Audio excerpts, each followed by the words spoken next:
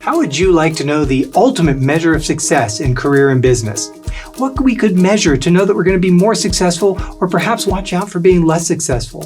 What would be the most meaningful measure of that success? Well, I want to talk about a particular measure of success that our culture is obsessed with today, and that is perfection. Whether people are looking to perfect their craft, or they want to find that perfect solution, or strive for perfection, could there be any better measure of success than perfection? I'm here to make the case that there absolutely is, and I think we can do even better than perfect. And that's today's This versus That, perfection versus imperfection.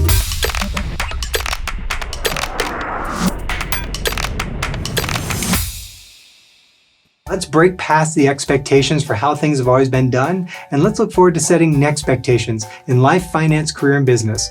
In this episode, I want to light up career and business, although I think you might find some of the things that I talk about really helpful in setting expectations in life as well. So perfection, the ultimate measure of success that our culture is obsessed with. Whether it's trying to get that perfect achievement, or perhaps capture that perfect moment, or maybe someone wants to land the perfect job. Or maybe they're striving for a perfect family, a perfect life, or a perfect body. Do you strive for any of the things I just spoke about here? I get it. I really get it, because I myself am a recovering perfectionist as well. It took me many years to overcome my perfectionism. Let me share with you a little story about my past. No, not when I was as cool as I am today, but when I was much younger as a kid. Thank goodness I could run fast. And when I was a kid, I used to like to draw and sketch and doodle, and I'd use crayons at first and then pencils and then mechanical pencils because they gave me a little more control, and maybe some pens. But once I threw those lines down, for the most part, they were done. There wasn't much I could do about it. And so I wasn't a perfectionist as I was a little kid. But as I started to become a teenager, and all of a sudden out came the Mac. And out came software for what became desktop publishing, they called it. And there were two keys on this particular keyboard that sealed the deal for me to become a perfectionist. And those two keys were Command-Z.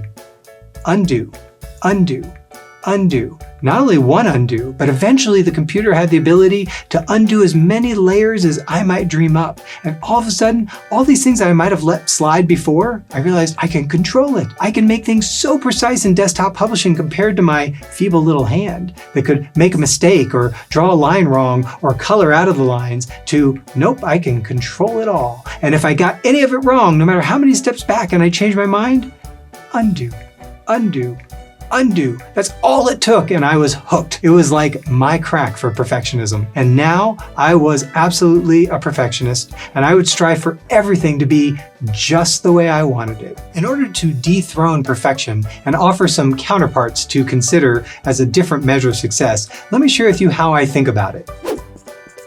So there's perfection, right there. Let's talk about four things here to give you a context for how I think about it. First of all, who's the one who gets to measure whether something is perfect? That's right. You do. You're the measure. Is that objective or is that pretty subjective? I thought so too. Now, one of the things I can say positively about perfection is almost always when somebody is a perfectionist, you can count on the fact that there's usually high quality involved. So we'll give that a plus there because there's high quality. However, because somebody is striving for perfection, very rarely can someone get to the quantity that's required in order to be successful, and certainly not the frequency that's required for somebody to get ahead. In perfection, it's you that makes the subjective measure of success. And you may have some really good quality, but you're going to find that the quantity and the frequency are going to suffer. Now, what's the issue here?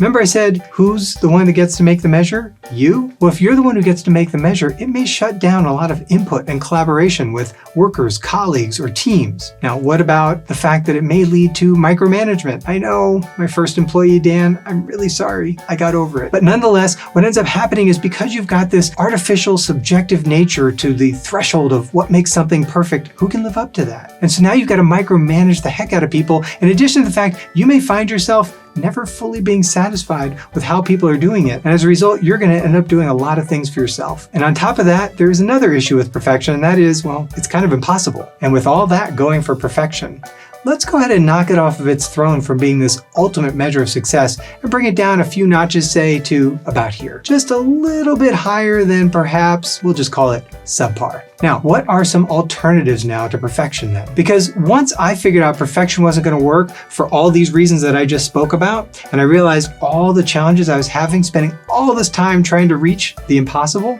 I realized that I need another standard. And so what was that standard? Exceeding expectations. It didn't have to be perfect anymore because now I simply had to exceed expectations. And that seems pretty darn reasonable. Now, exceeding expectations, so much easier than perfection. And instead of you being the one who defines the measure, who sets the measure for exceeding expectations?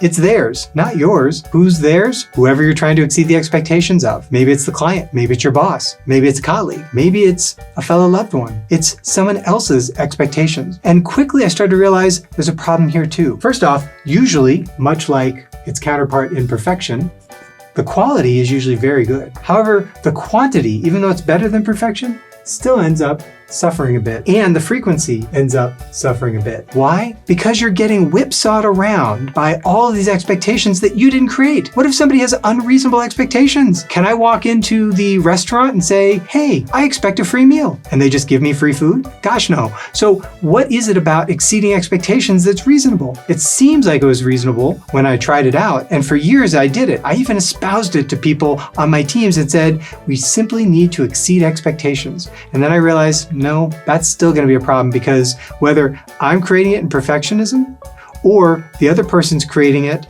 in exceeding expectations, it's too subjective a measure, and it has me all over the place trying to create the outcome that's required. So when I was done with my phase of exceeding expectations, I needed to graduate up again. I had customers and clients that were asking for all kinds of things they expected that were totally unreasonable. Why was I subjecting myself and trying to be in service of others to this standard, also exceedingly subjective? So now I needed something new.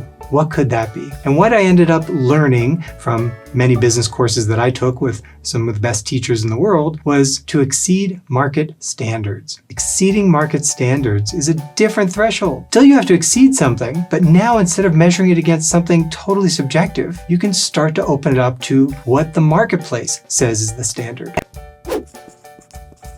Exceed market standards. A new framework to work from. Who's the one that measures it? It's the marketplace. The marketplace gets to measure the standard. What marketplace are we talking about? I don't know. Are you applying for a job? Then it would be the market standard in the job market. If you're working just in your one company, then it could be the standard they're setting in the culture for what's a great employee if you're looking for a raise. Or if you want to get to that promotion, what are the folks in the standards that have gotten promotions before? And now you can start to look across what is the standard that's being set in the marketplace for any particular skill. If it's in business, you could be looking at it and you could say, well, we're not an accounting firm, so accounting, do I need to exceed market standards in accounting? Or do I just need to meet the market standard for accounting, since that's not a competitive advantage for your business? But what's the area of business that's really important to you? Or what's the area in your career where you're especially useful or helpful? There, you want to exceed market standards. That's how you get unstuck and get ahead. And so as we start to look at that a little further, what you end up finding is that the quality can be excellent. So you still have really good quality. But now if you start focusing just on exceeding market standards and only in the places it gives you the most advantage, all of a sudden you can start to pick up quantity. And you can start to pick it up, but really what it is you're always aspiring to increase these things as you go. Because what you're really after is you're after trying to create tremendous frequency. Those are upward arrows to say we're striving to make those all positive. And really what I mean by putting the little arrow next to the plus sign is if you recognize nothing's perfect, then what are the odds you're going to get it right the first time? You're probably not. So then the idea is to how to get good quality, good quantity, and great frequency over and over and over again so you can continuously improve it. Perfection, exceeding expectations, and eventually I got to exceeding market standards. Now instead of being whipped around by my own subjective or somebody else's subjective nature of what it is they expect, I could move towards nexpectations, which is how to exceed market standards, where all of a sudden the marketplace, which is no one person, but rather could be thousands or even millions of people. For example, you have to compete in shipping for your business, looking to exceed market standard. Let's say you compare yourself to gargantuan rainforest.com and their 2-day free shipping. Well, then you need to come up with something that exceeds that standard. And if you can't do it there, you need to make up for it somewhere else. But the standard has been set in the marketplace, and our competitive competitive advantage, our ability to produce a return in our careers and our business is incumbent on us to figure out how to exceed market standards in just the right places. So I had to graduate up from being a perfectionist to simply exceeding expectations until that didn't work anymore, to now where I'm at, which is exceeding market standards. And once you know that's where to aim at, now all of a sudden you can say, what's my mission? What is it I'm after doing when I know that this is where I need to be? So instead of perfection as my ultimate mantra, I've got a whole new mantra that I operate by still to this day.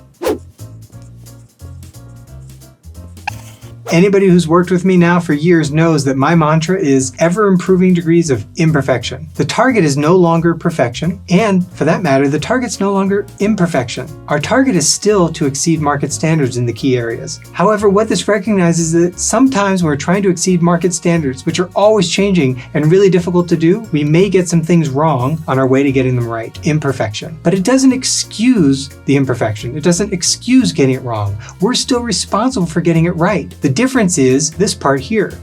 The ever improving part is really the commitment, which is if we got it wrong a little bit on our way to genuinely trying to get it right, then we have a commitment to continuously ever improve it so that we can actually get closer and closer until we can exceed market standards. This mantra helps us recognize that nothing's necessarily the right way the first time. And if nothing's ever right, then it also creates the room for nothing's ever done. And it starts to create a highly iterative refinement process. And of all of these different criteria that I talked about across the top, you know the one that ends up being the most important I found in my world when I'm trying to compete and exceed market standards?